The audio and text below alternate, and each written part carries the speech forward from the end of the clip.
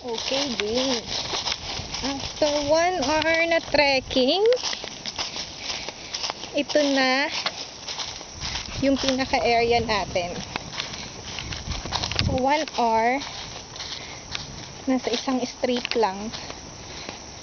Tapos, ito, may pahingahan, then sa kabila, dagat na, then isang straight na daanan, sa kabila, dagat ulit. Ayan. Sa kabilang side, nandun na yung Triboa.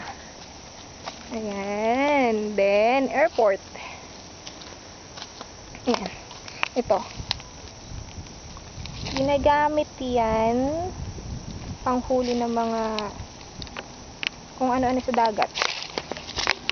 Then, diretso tayo. Ayan, malapit na tayo. Hindi ako pwedeng tumakbo kasi baka ako malaglag. Hindi pa matuloy ang aking pag-enjoy dito sa loob ng gubat, especially sa tangos. Ayan, finally, nagpakita ang araw for 1 hour. Look! Ang ganda niya! Ayan.